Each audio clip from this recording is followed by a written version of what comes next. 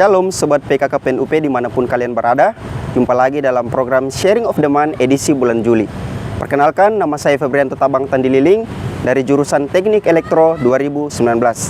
Pada kesempatan kali ini kita akan sama-sama membahas firman Tuhan yang diberi judul His Promise. Namun sebelum itu, mari sajak teman-teman kita boleh sama-sama berdoa. Terima kasih ya Tuhan untuk setiap kasih dan penyertaan yang terus Tuhan berikan kepada kami. Terima kasih ya Tuhan, pada kesempatan kali ini kami masih boleh membahas sebagian kecil dari isi firman Tuhan. Tuhan berkati setiap kami, berkati hamba-Mu yang akan berkata-kata, agar kiranya apa yang hamba-Mu katakan ya Tuhan, itu semua perkataan yang asalnya daripada Tuhan. Tuhan Yesus, inilah doa kami, dalam nama-Mu kami berdoa, kami mengucap syukur. Haleluya, amin. Pembacaan kita kali ini terambil dari Amsal pasal 23 ayatnya yang ke-18. Saya akan membacakan untuk kakak-kakak dan teman-teman sekalian. Dikatakan bahwa karena masa depan sungguh ada dan harapanmu tidak akan hilang. Kakak-kakak dan teman-teman sekalian, sebagian dari kita mungkin sudah familiar dengan ayat ini, terutama bagi kita yang mungkin cenderung khawatir tentang masa depan kita. Namun, dalam penghidupan kita, seringkali kita khawatir tentang hal-hal yang bukan berasal dari Tuhan. Jika kita merenungi ayat ini baik-baik, kita sebenarnya bisa melihat bahwa di dalam ayat ini sangat jelas bahwa ada jaminan, ada janji dari Tuhan bahwa masa depan dan harapan kita itu ada. Apapun yang terjadi dalam masa lalu teman-teman, apapun yang terjadi hari ini, itu adalah pengaturan yang ada pada Tuhan. Karena Tuhan berkata, janganlah ingat hal-hal yang dahulu, karena aku hendak membuat sesuatu yang baru bagimu, itulah masa depan kita. Masa depan tidak hanya berbicara mengenai 10 tahun ke depan, 15 tahun ke depan, atau bahkan 20 tahun ke depan. Hari ini bahkan 1 detik ke depan itu adalah masa depan bagi kita. Jika kita berbicara mengenai masa depan, ada dua garis besar yang saya ambil yang tidak bisa kita pisahkan dari yang namanya masa depan. Yang pertama adalah kekhawatiran dan yang kedua adalah kepercayaan. Mengapa kita sering khawatir dalam diri kita? Karena kita sering cenderung khawatir karena kita sering memikirkan hal-hal yang sebenarnya belum tentu terjadi. Dan ini sering kita alami dalam kehidupan kita sehari-hari. Sebagai mahasiswa, khususnya bagi teman-teman yang ngekos atau tinggal jauh daripada orang tua, pasti sering sekali yang namanya mengalami kekhawatiran. Kekhawatiran akan apa yang akan kita makan, kemudian bagaimana cara kita membayar uang kuliah, dan lain sebagainya. Juga bagi mahasiswa semester akhir seperti saya dan mungkin sebagian dari teman-teman yang sedang mendengarkan video ini. Seringkali kita bertanya apakah tugas akhir dan skripsi kita akan selesai, apakah kita bisa diwisuda tepat waktu, dan kalaupun kita bisa diwisuda tepat waktu, apakah kita bisa mendapatkan pekerjaan. Sebenarnya pertanyaan-pertanyaan seperti ini itu membuat iman percaya kita kepada Tuhan itu goyah. Dan seakan-akan kita tidak percaya akan janji Tuhan yang mengatakan bahwa masa depan itu sungguh ada. Namun Tuhan Yesus memperingatkan kepada kita dalam Matius pasalnya yang ke-6 ayat 31. Saya akan membacakan ayatnya untuk kakak-kakak dan teman-teman sekalian. Dikatakan bahwa sebab itu janganlah kamu khawatir dan berkata, apakah yang akan kami makan, apa yang akan kami minum, apakah yang akan kami pakai. Semua itu dicari bangsa-bangsa yang tidak mengenal Allah. Akan tetapi Bapamu yang di surga tahu bahwa kamu memerlukan semuanya itu.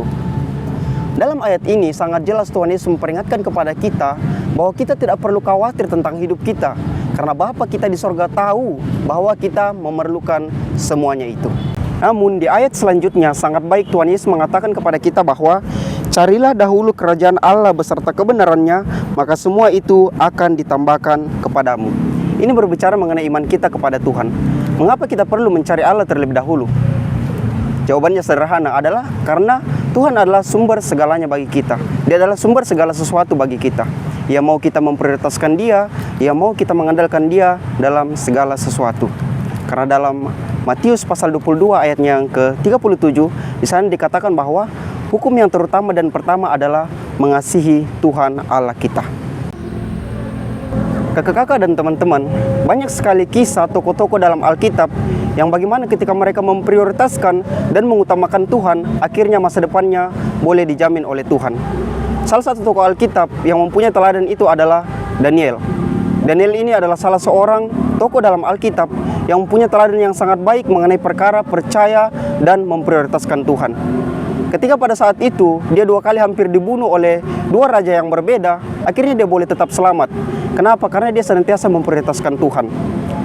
Pada zaman Raja Nebukadnezar, ketika tidak ada satu orang pun yang berhasil mengartikan mimpi dari Nebukadnezar itu, semua orang bijaksana di Babel hendak dibunuh, dan termasuk Daniel itu sendiri. Namun karena pengaturan Tuhan, ia berdoa kepada Tuhan, akhirnya dia boleh mengartikan mimpi itu, dan akhirnya dia dibebaskan. Bukan hanya sampai situ saja, dia akhirnya diberikan kekuasaan untuk seluruh wilayah Babel. Dan walaupun pada akhirnya ia memberikan kekuasaan itu kepada Sadrak, Mesak, dan Abednego. Dan yang kedua adalah ketika Raja Darius mengeluarkan suatu perintah bahwa setiap orang dalam kerajaan Media tidak boleh menyembah Allah lain selain kepada Raja Darius sendiri selama 30 hari. Namun karena Daniel saat mendengar itu, dia tidak sedikit pun gentar terhadap hal yang demikian. Bahkan dicatat dalam Alkitab bahwa ia tetap berdoa 3 kali sehari kepada Tuhan.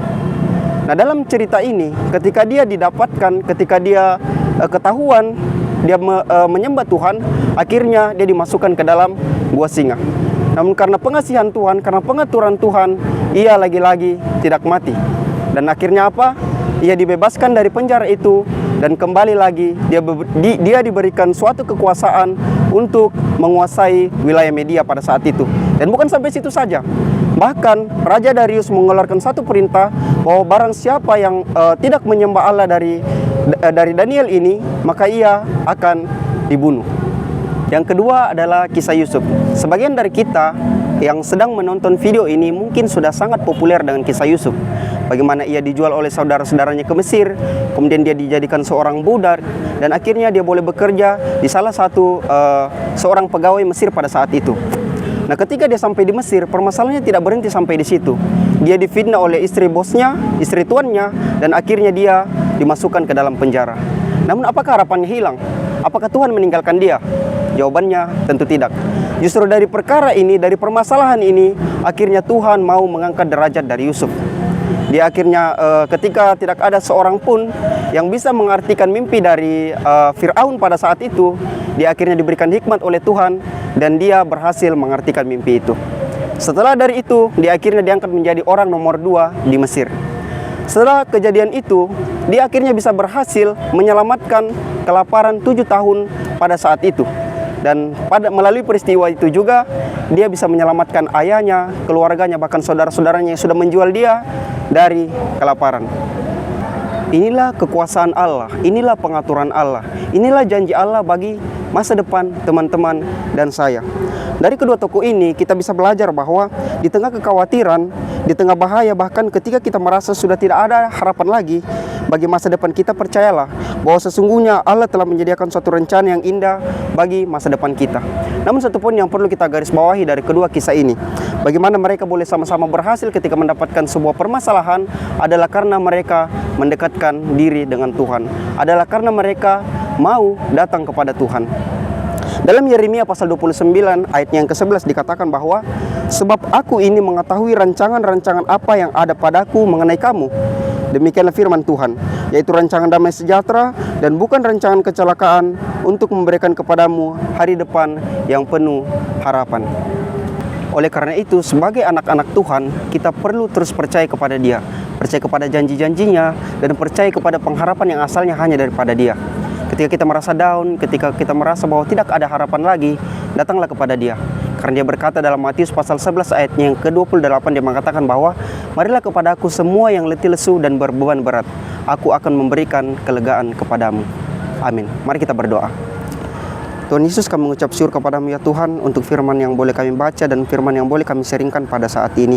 Kami mengucap syukur ya Tuhan, kiranya firman yang telah kami baca, firman yang telah kami dengarkan, itu boleh menjadi bagian dalam diri kami dan bisa menjadi rema dalam diri kami. Tuhan terus berkati setiap kami ya Tuhan, berkati masa muda kami, agar kami terus boleh percaya kepada janji dan penyertaan-Mu. Tuhan Yesus, inilah doa kami, dalam nama-Mu kami berdoa, kami mengucap syukur, haleluya, amin. Demikianlah sharing of the moon bulan ini. Tuhan Yesus memberkati. Sampai jumpa di edisi berikutnya. Bye-bye.